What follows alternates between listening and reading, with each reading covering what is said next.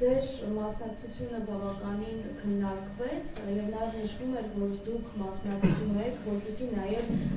ձեր հոր գեներալ-լեյտենանտ Մամվել Գրիգորյանի անունը մաքրեք եւ ցույց տաք, որ Էջմիածնում իրականում այլ վերաբերմունք կա նրա նկատմամբ, նրա անցած ճանապարհի նկատմամբ։ Նախ այս հարցին խնդրում եմ պատասխանեք ձերպես։ Բարև ձեզ, նախ նշեմ, որ 18 թվից այս կողմ ինձ թվում է մաքրելու ոչինչ չկա, որովհետև մարդիկ տեսնում են, որ ամեն ինչը շինչու էր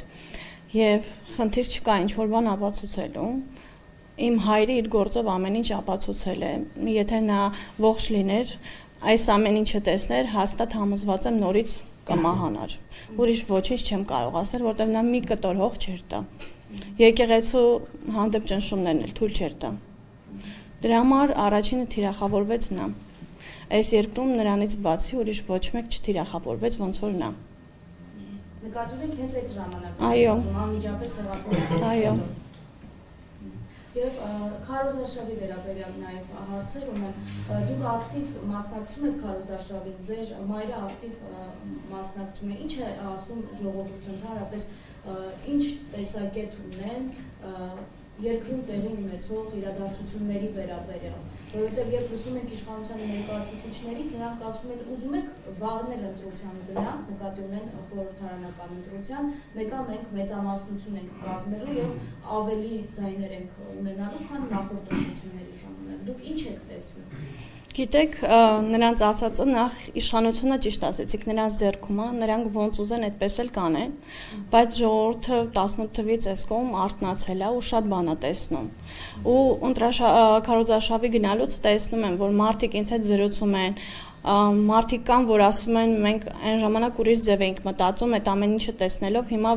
այս երկրի վիճակը տեսնելով հասկանում ենք, որ եթե քո հայրը ողջ լիներ, նա երբեք թույլ չէր տա այս վիճակում մեր երկիրը լիներ։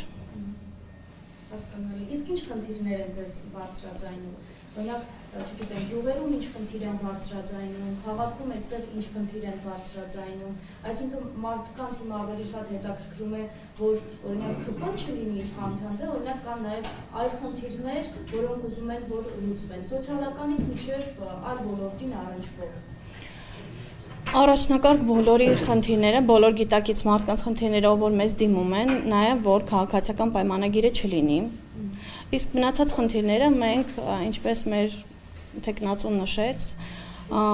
գրի ենք առնում, որ անցնելու դեպքում անդրադառնանք։ Ո՞րն են խոշոր խնդիրները, որ համայնքի բնակիչները բացատրում են, որ ուզում են անպայման, եթե դուք ընտրվեք դա իրագործել։ Նախ գյուղերում մեր թեկնածուն շեշտեց, որ գյուղատնտեսության վիճակը շատ վատ է, ջրի խնդիր կա եւ քաղաքում էլ ինչ ասեմ, ասում են, որ ասֆալտ անում են, բայց մենակ ասֆալտ անելով չի, այնտեղ լիքը սոցիալական խնդիրներ էլ կան։ Մենք ամեն ինչ գրի ենք առնում, որ անցնելու դեպքում ուղենք եւ նույն ուղով չգնանք։